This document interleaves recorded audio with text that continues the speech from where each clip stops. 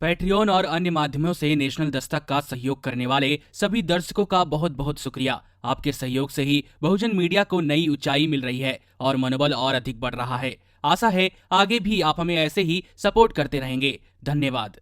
केंद्र सरकार द्वारा लॉन्च किए गए आरोग्य सेतु ऐप से लोगों की निजता को लेकर कई सवाल खड़े हो रहे हैं। वहीं सरकार की तरफ से कहा गया कि इस ऐप से किसी की निजता और सुरक्षा को प्रभाव नहीं पड़ेगा, लोगों का डेटा पूरी तरह सुरक्षित है। लेकिन मंगलवार को फ्रांस के एक हैकर और cyber security expert Elliot Alderson ने आरोग्य सेतु ऐप में कई तरह की खामियां होने की बात कही है। इतना ही नहीं, उन्होंने इस ऐप को हैक करने का दावा किया है।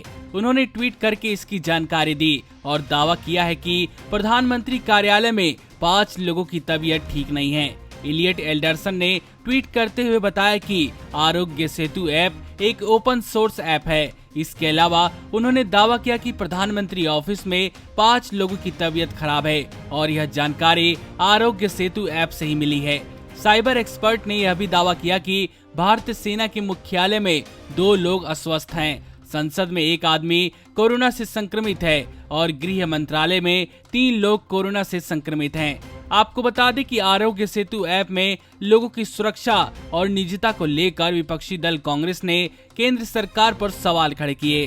कांग्रेस ने रविशंकर प्रसाद द्वारा इस ऐप को लेकर किए गए दावों को बिना आधार के बताया। रविशंकर प्रसाद ने कहा था कि यह ऐप डाटा और निजता की सुरक्षा के मामले में बहुत मजबूत है। प्रसाद ने कहा, यह ऐप देश का तकनीकी आविष्कार है और यह कोविड-19 बीमारी से लड़ने में कारगर है।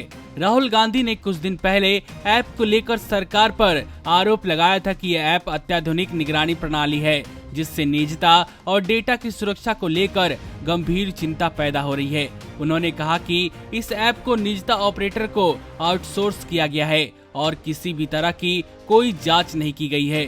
वहीं फ्रांस के सिक्योरिटी एक्सपर्ट इलियट एल्डरसन ने इस ऐप को हैक करके यह साबित कर दिया है कि यह सुरक्षित नहीं है। इसके साथ ही उन्होंने इसमें कई खामियों की भी बात करी है।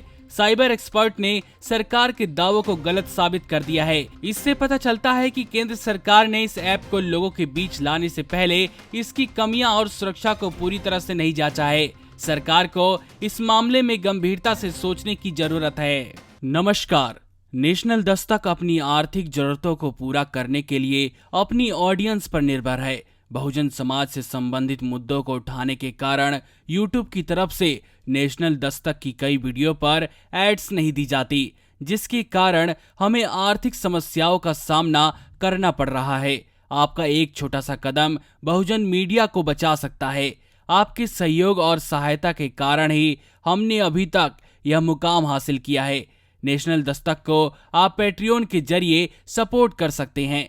इसके साथ ही आप अन्य माध्यमों जैसे यूपीआई, गूगल पे, डेबिट कार्ड, वॉलेट, फोन पे आदि से भी हमारी मदद कर सकते हैं, जिसका लिंक वीडियो के नीचे डिस्क्रिप्शन में डाल दिया गया है।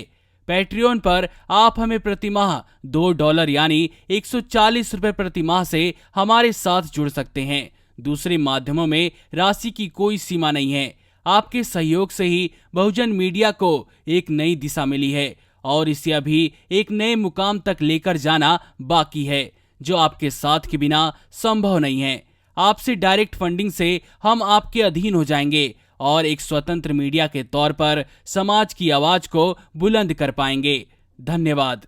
नेशनल दस्तक को देखने वालों से अपील है कि वह नेशनल दस्तक के सपोर्टर फॉर्म को भरें ताकि हम सीधे आपसे जुड़ सके। नेशनल दस्तक की आपसे गुजारिश है कि अगर इसको बचाना चाहते हैं तो नेशनल दस्तक को सब्सक्राइब करने के लिए रेड कलर के सब्सक्राइब बटन को दबाएं, फिर बेल आइकन की घंटी दबाएं। नेशनल दस्तक को बचाने के लिए बहुत जरूरी है कि हर खबर को शेयर करें, लाइक करें, कमेंट जरूर करें।